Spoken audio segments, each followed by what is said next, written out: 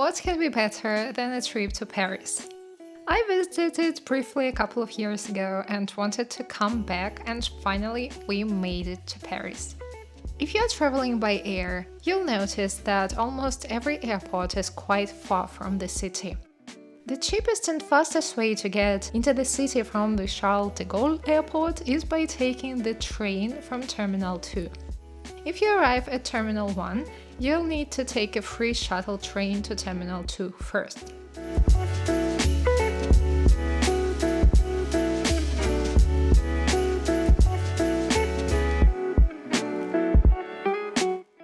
A one-way ticket costs 13 euros, and the journey takes around 35 to 45 minutes depending on your final destination. You can reach central stations like Gare du Nord or Saint-Michel Notre Dame. Other options for getting from Charles de Gaulle Airport to the city include the Roissy bus, which takes you directly to the opera for 13 euros. There are also secondary buses and night buses that run all night, though travel time will be slightly longer compared to the train.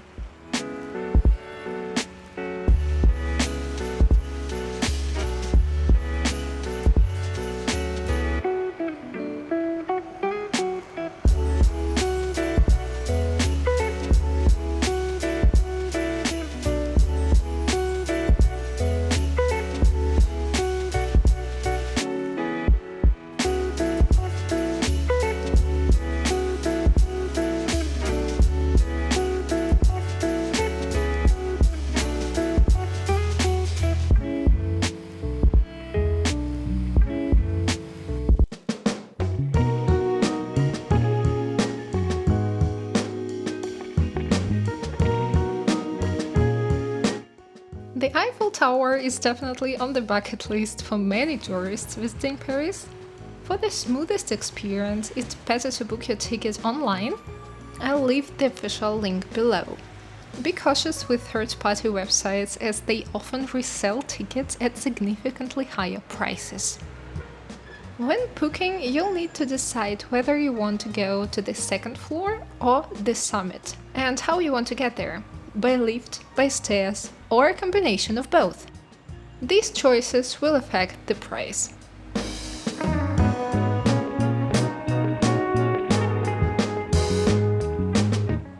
For example, the cheapest option is access to the second floor via stairs, which costs $14.50 for adults.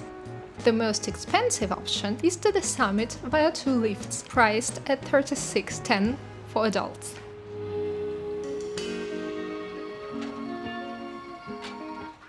Children and youth up to 24 years old get free entry.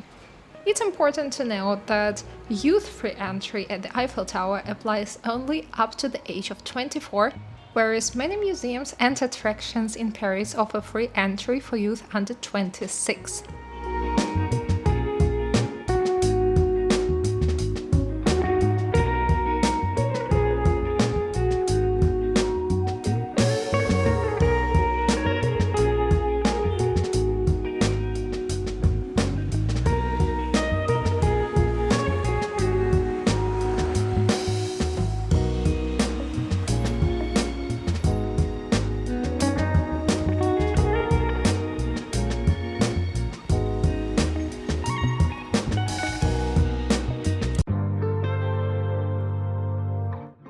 And if you cross the bridge in front of the Eiffel Tower, you'll reach a platform with an amazing view.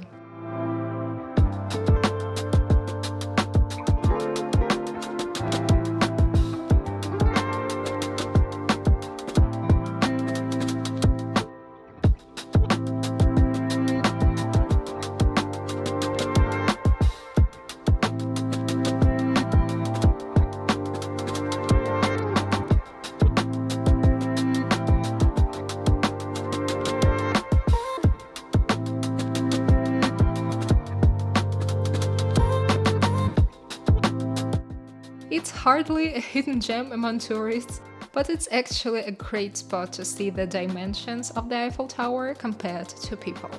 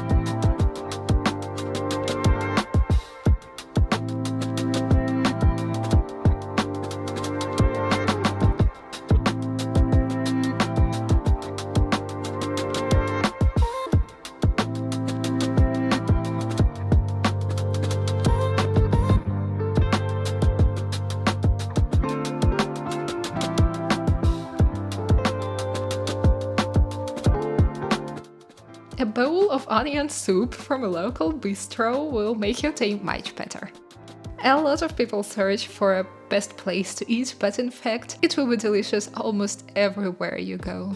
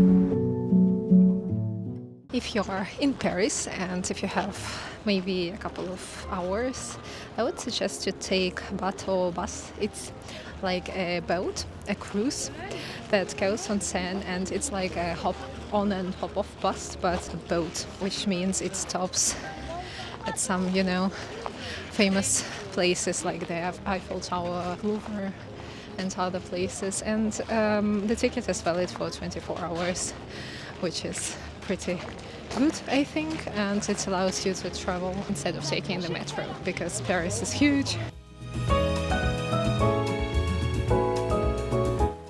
Sometimes the rain starts suddenly, or you're just too tired to keep exploring the city on foot, and that's when the Batobus is a great option. You can relax while still enjoying the beautiful sights of Paris from the water. The ticket is valid for 24 or 48 hours depending on what you chose.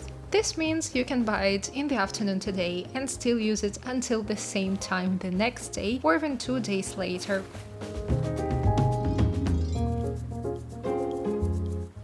The cheapest price is 23 euros for adults for a 24-hour ticket. The route includes 9 stops such as the Eiffel Tower, Notre Dame, Louvre, Musée d'Orsay, and others.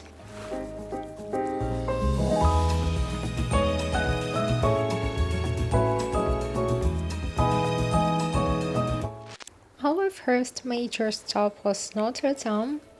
At the time of filming, it had only recently reopened after restoration.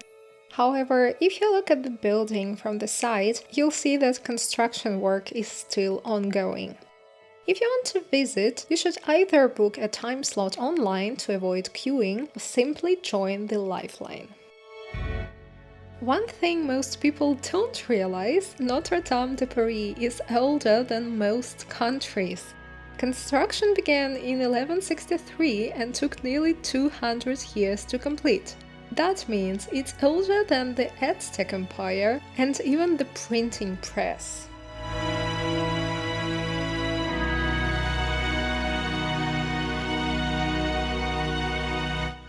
While much of the roof burned in 2019, the Great Organ, with more than 8,000 pipes and most of the stained glass windows, survived. We even got lucky enough to hear an organist perform during our visit.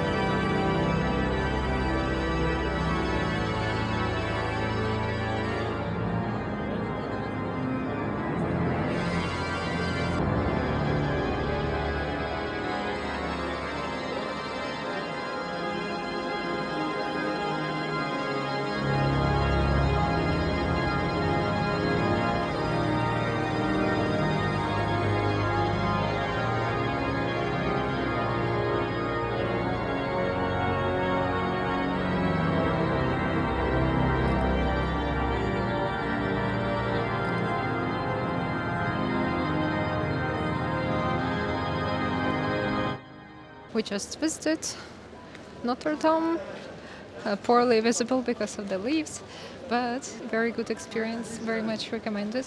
I saw tickets online, like 30-40 euros for like fast track admission or something. My take on it would be don't spend money on it, because we joined the Lifeline and it was about 15 minutes. It looked huge, but it was moving so fast because they check really fast, so just don't spend any money, unnecessary money, on tickets that you don't necessarily need, and save them for some tickets which you do need.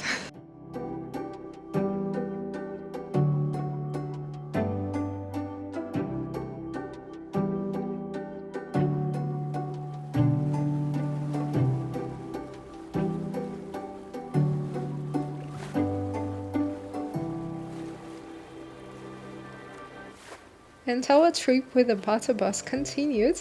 I really liked the unique angles from the water.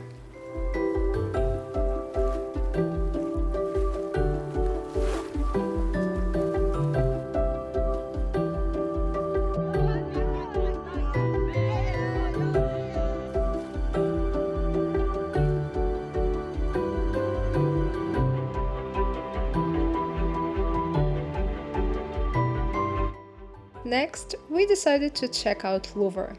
Although we didn't actually visit it this time, you should nevertheless plan a stop here because the whole area is great.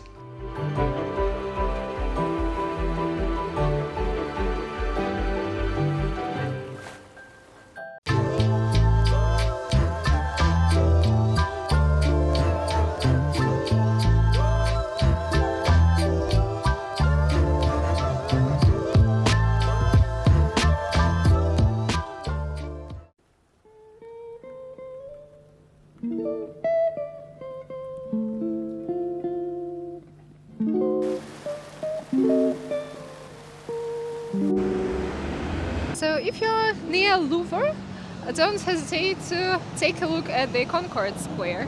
It looks cool, like with this Egyptian obelisk. I think it's Egyptian because of the symbols over there, and the fountains are like amazing.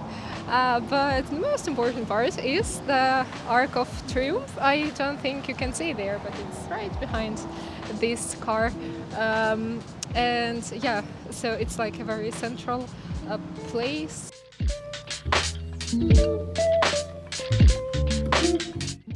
Place de la Concorde is situated quite close to Louvre, and it's the largest public square in Paris.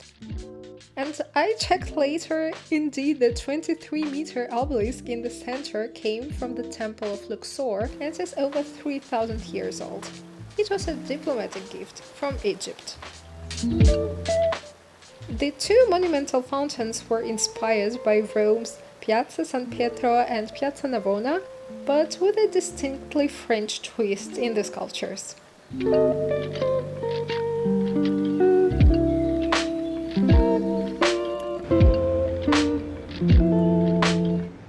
Since we were there, we couldn't skip another super popular location.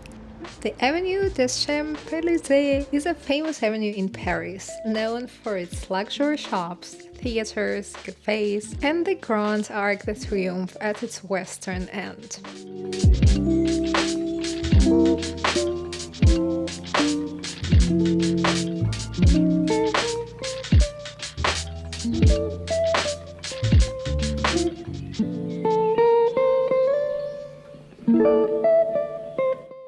Even if you're not up to shopping, strolling there is pretty awesome because of all the architecture. We even came across that cool Louis Vuitton boutique that I thought only had a building like that in New York.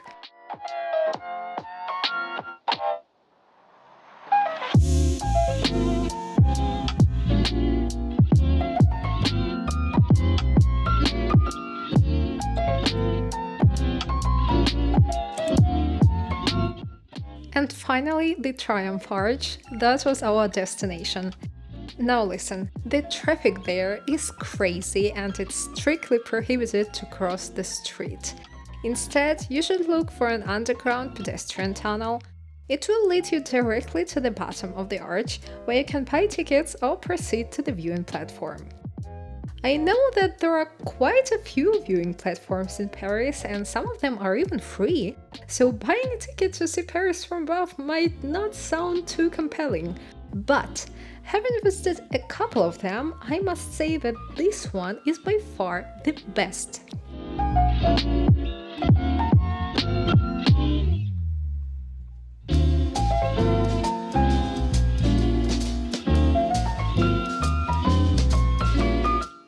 Arc de Triomphe is a recommendation. It wasn't crowded at all when we arrived, but it was like the first part of the day, I think. So we managed to buy a ticket without any queue and without prior reservation. And the view is amazing. I mean, you can see the whole Paris, the bird's eye view and everything. And like if you know from the arch, there are 12 avenues that go like in different directions, and it kind of resembles the sun, like the structure, the design of the streets. So yeah, if you have time. And by the way, if you are under 26 and resident in the EU, you can access it for free.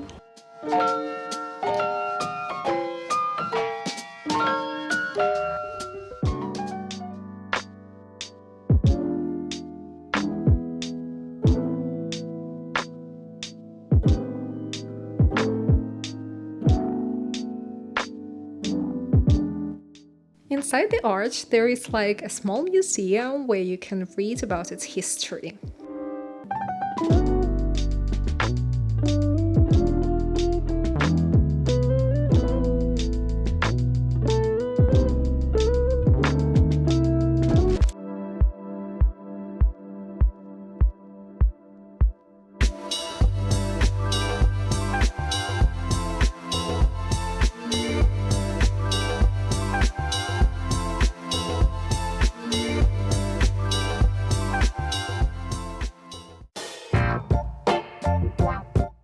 When you visit the central part of Paris, you should undoubtedly come to this place.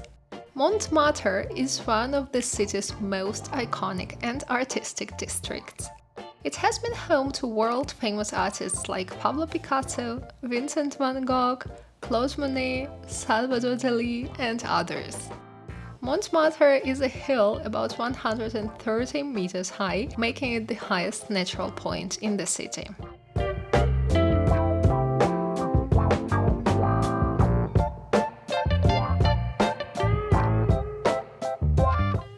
Another place where you can get a gorgeous view of the city is Montmartre, with this beautiful church. It's free actually to visit. It's not as gorgeous as Notre Dame, but still, yeah, nice. Actually, it's situated like, on a small hill, so you can either take a funicular or go on foot. It's not crazy if you choose to go on foot, because there are like 2 sets of stairs and another set just to reach the cathedral, but I mean, it's doable, so no need to spend extra money.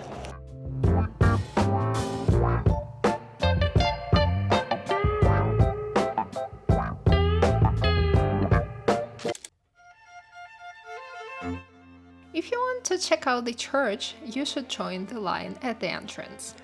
There will be a brief security check. Its official name is the Basilica of the Sacred Heart of Montmartre, but in French, of course. Fun fact: the basilica is made of travertine stone. This stone releases calcite when it rains, which means the church stays dazzlingly white even after more than a century.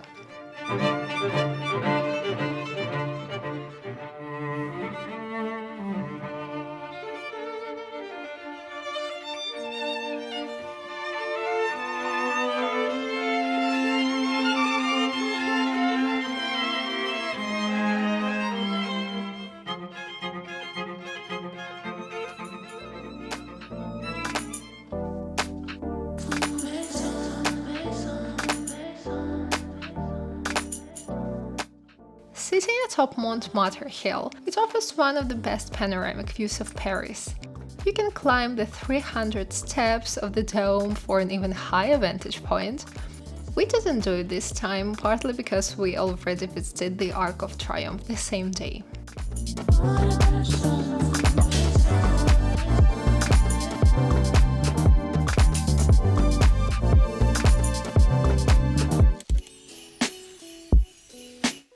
So everybody comes to Louvre because of Louvre, obviously because of Mona Lisa. But even if you don't want to go there, and apart like from, visiting the pyramids and like the Louvre pyramids, just have a look at this park. I mean, it's gorgeous. It actually, it's smaller than in Versailles, but it doesn't look inferior at all. And they have those cool green chairs all over the place. Green chairs, like, I don't know if you can see them. Yeah, people are sitting and enjoying the view of the Concorde or the fountains over there. So looks like a perfect spot for a city break. The tradition of the green chairs in Paris began in the 17th century, when visitors had to rent seats from chair attendants to enjoy the gardens. Today, the free-to-use green chairs carry on that legacy.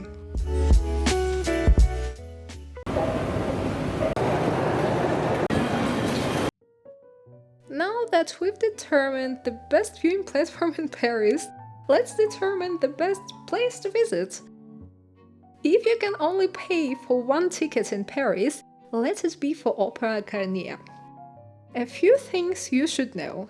The building inspired the novel The Phantom of the Opera.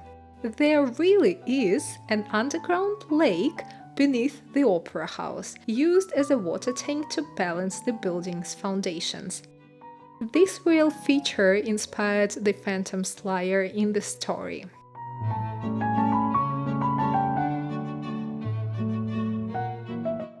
And also some odd details. There is a room for horses in the building designed for audience members who arrived by carriage, so they could access directly without getting wet in the rain. Garnier also included a private smoking room for men with lavish mosaics and a separate ground foyer just for mingling. Box number 5 is permanently reserved for the Phantom. The opera house acknowledges the legend as a part of its history.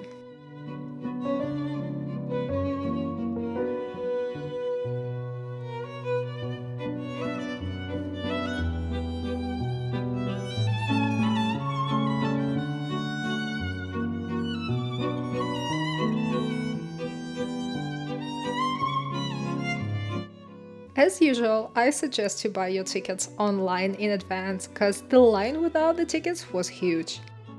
But this experience kinda compares or even exceeds Versailles Palace. It's like a miniature of it, full of gorgeous ornaments and paintings. So if you are visiting Paris briefly, consider paying a visit to the opera.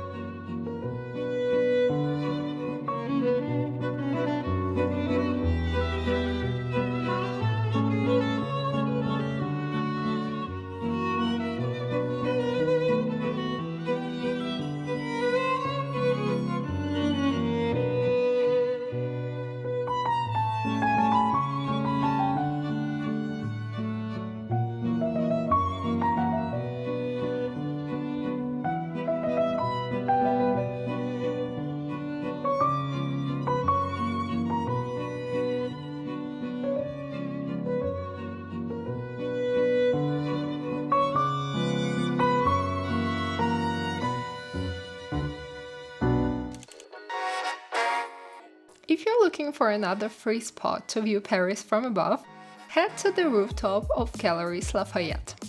It's hardly a hidden gem, so expect a lot of people inside the mall and on the rooftop. When we were there, it even looked like there was a fire somewhere in the city. The Lafayette Gallery, one of those, is a perfect spot if you wanna see Paris from above. And they also have like a close-up on the opera. And you can even spot some Montmartre. I'm butchering the name again. And you can also eat here, drink here, and enjoy the view, which is free of charge, not very often in Paris. I hope you enjoyed this vlog from Paris. If so, don't hesitate to subscribe and give me a thumbs up.